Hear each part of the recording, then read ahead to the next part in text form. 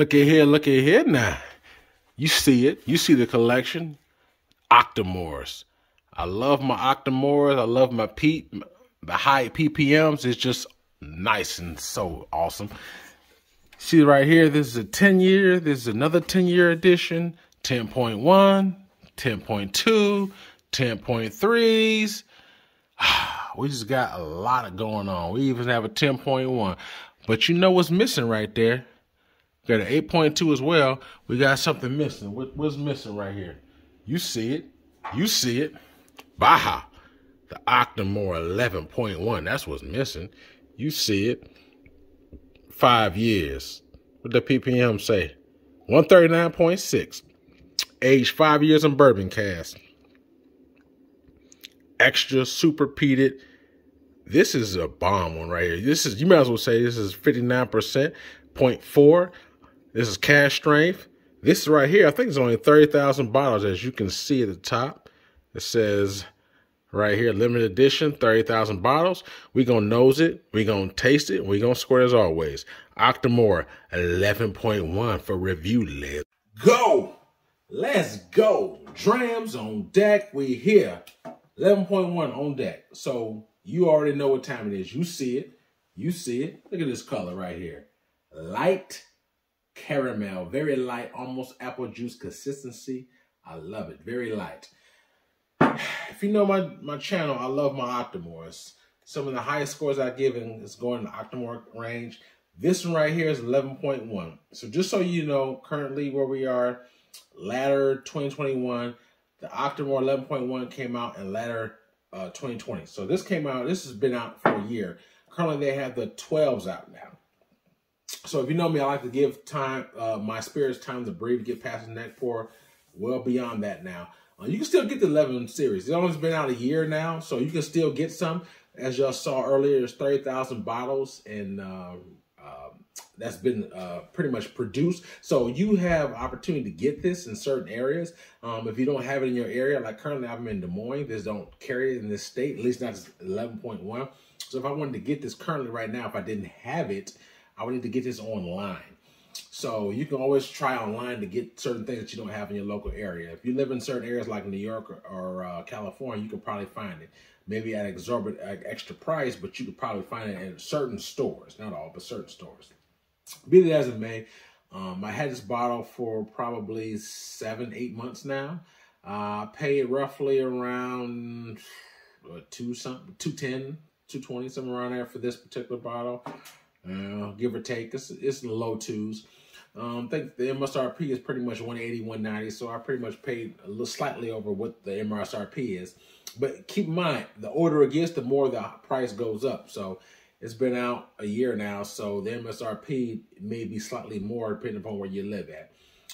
That being said, this is a 5-year whiskey. As you saw, the PPM is 139 parts per million. That's for the peat. So just keep this in mind if you don't know. If you ever had like a Lafroy or Arbeck 10, generally, or even Bertolotti's Port Charlotte, just to name a small handful, those particular spirits are usually sitting at anywhere from 55 to 60 ppms, parts per million for the peat, right? This is 140. So this is more, this is pretty much almost 3 times the parts per million, the peat that you will find on a Port Charlotte, on an Arbeck 10, or Lafroy 10. And those are pretty smoky in themselves. So, but the thing I love about Bertolotti's and Octomores in particular, they are so approachable. I think it's the way they harvest it, but it does not come across very flagrant, very foul, just harsh down your throat. It's not, I kid you not, until I actually put my palate with this particular spirit. If you would have told me, I would have thought, oh my God, it's too harsh, it's too smoky, too dry, too ashy, too much, right?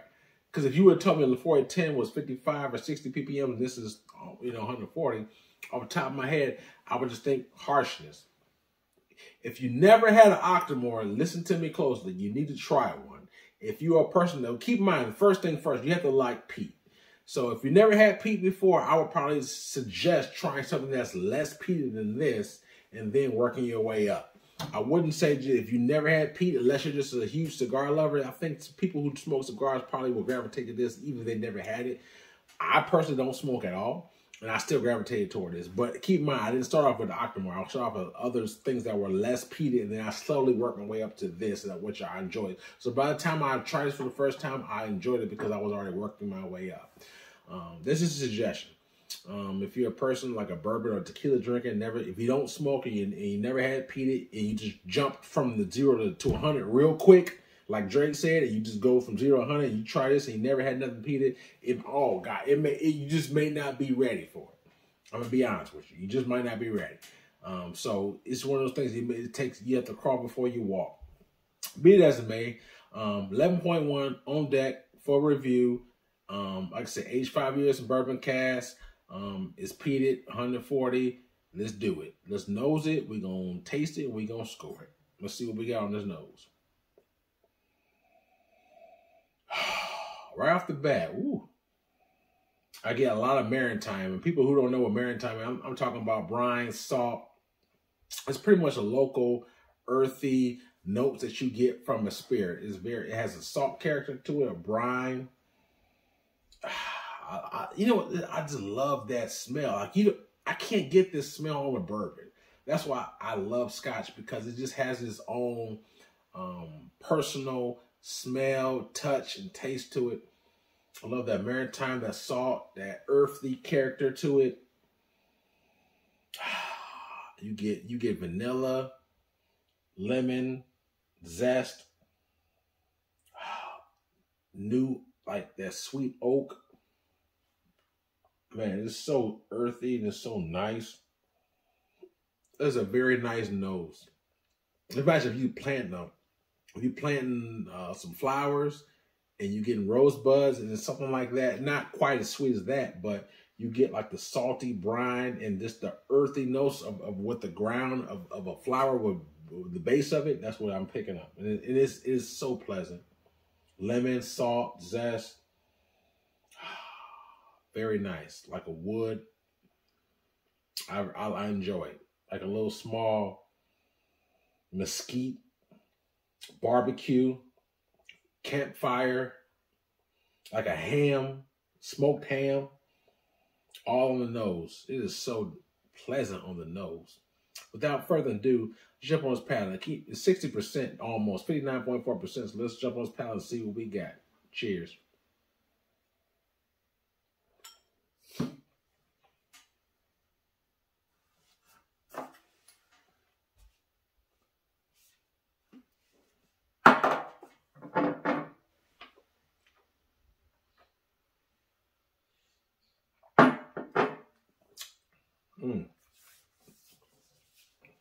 Wow, gotta roll with that a little bit. At first step, get up in you. That first one, it's like to slap you, like let you know it's here. Like pow, I'm here. Now I know he's here. Second sip is not gonna feel like that. It's gonna go down real good. But I recognize, okay, I'm dealing with a real one right here. Okay, I'm gonna notice. Let me take one more sip and I'm gonna get them notes for you. 1 second.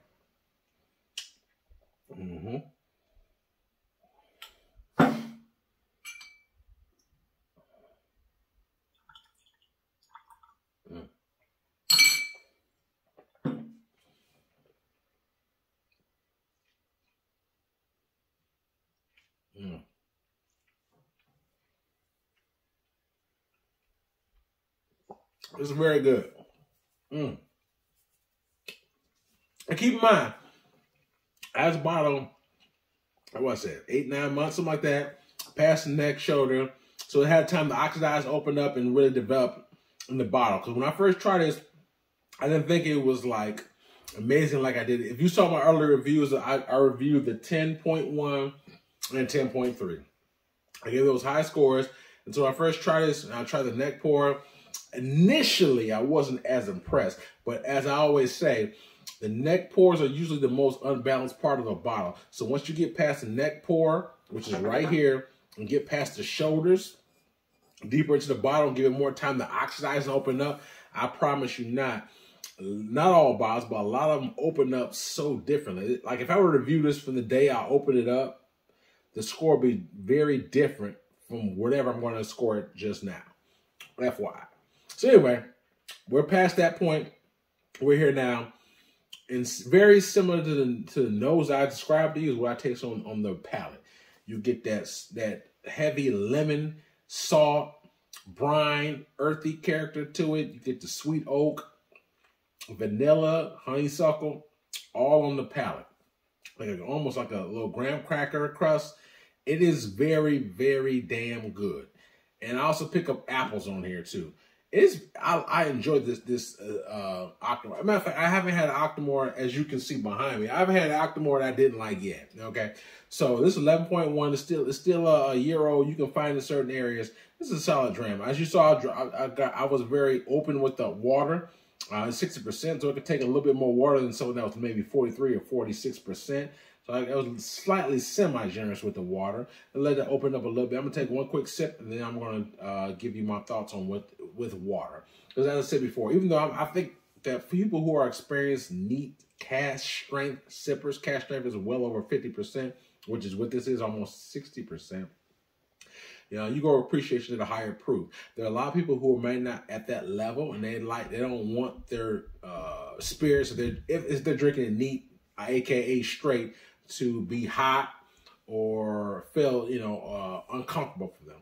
So some people need to add water to it. So that's why I'm putting this particular water in the dram for those people who do need the water, so you can get an idea of what the difference is in the taste profile. That being said, let's go on this palate and see what this the water helps add or take away from it. Cheers.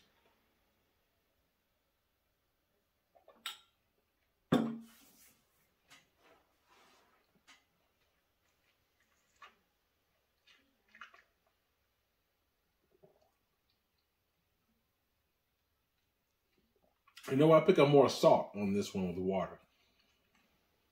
Still get the lemon, more salt, more brine character. I like it without water. But to be honest with you, if you poll me, I'll probably say that maybe 60 or 60-something% of the spirits that I taste, I probably like without water than with water. Certain spirits do actually enhance, but I'll be honest with you, it's still good with and without water. It's not I wouldn't say a drastic difference, but I would say from what I just tasted, I get more of the brine and the salt, earthy characters than I do the lemon and the oak and the apple. By and large, they're both good either way, but I think without water works better for my palate. But again, that's subjective. A little bit more slightly experienced drinkers. So depending upon who you are, you may need to alter it with water. That's subjective. It's up to you. So but I'll always say, try a small sip neat first, and then gradually go from there to what you like or don't like. Back to this. This is a very good dram. I love the Octomore series. This is a solid one, as always. I'm a person who loves peat. So if you're not a peat lover, then you're not going to enjoy an Octomore. I don't care, what series it is. If it's someone who there's people who just don't like peat, who can't take peat, who don't like the flavor of it. There's some. I think that most people at least enjoy the smell of it. But that being said, from all my people who enjoy that, this is a solid dram. I love the 11.1. I think now I enjoy it more than I did when I first opened it up. If I had to rate this 1 out of 10, 10 being the best for me drams on deck, I give this one right here a solid 9 out of 10. I love the brine, the salt, the peat, just the earthiness of it. It's so developed for me. I love that character because this is something that you really can't get everywhere. Like there's Lafroy's, but the Lafroy doesn't taste like the brine, the salt, the heavy peat. It doesn't come in this particular character. Unless maybe you get a Cardenas, which is a higher proof. But nevertheless, it still doesn't come with high ppm. I think the Octomores are just kind of, when it comes to peat, they're kind of almost in a class of their own, but even though it's heavily peated, it's so approachable. It's still smooth. It's still soft, but heavy at the same time. I think it's heavy because of the ppms, and you definitely get peat throughout, but it's not overbearing. It's not like choking you. It's not, it's not like you're just smoking cigars, just like, all right, it's nothing like that. And I can't stress enough, if you've never had an Octomore, however, you're a person who maybe enjoys peat, you should definitely try this. If you're someone, a bourbon drinker or a tequila drinker who never even tried peat whatsoever, I would not suggest you try this first. I repeat again, I would not suggest you try this first if you never had a peated whiskey, especially if you're not someone who's a scotch drinker to begin with. I think you should try something like maybe a Highland Park 12 year, Oban 14. Those are something that you could maybe try. It has a little soft peat or slightly milder peat, and I think that'll give you that's a good telltale parameter to see, hey, this is something peat I like or I don't like. I think Highland Park 12 year was the first peated whiskey that I really liked. I'm like, wow, I like this. There's not nearly as much peat in the Highland Park as it is in this one, but I enjoyed it. And that was my entry level to peat, and I gradually just grew from there and tried different things. It just depends on what your level, what your taste buds is. Everyone's different. So there are people who are scotch drinkers who just may naturally just go for this. Some people who may not be.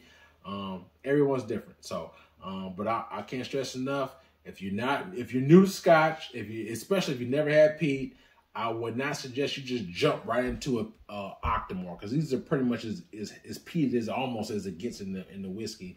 If you never had a peat first, you may just think this is all scotch tastes like this, and it's not the case. So I don't want to steer you in the wrong direction if you're depending upon what your taste buds and what your experience level and spirits may be. Because I remember once upon a time I didn't like peat, and it was, but once I gradually took my time and I tried different ones, I'm like, wow, I actually do like it. I'm starting to like it. I'll give you another example. Maybe about 2 years ago, I didn't much care for rye bourbons. Nowadays, I'm not. I really start to like rye more than I ever thought I would. I don't like rye. I hate rye bread, but I do like rye whiskeys.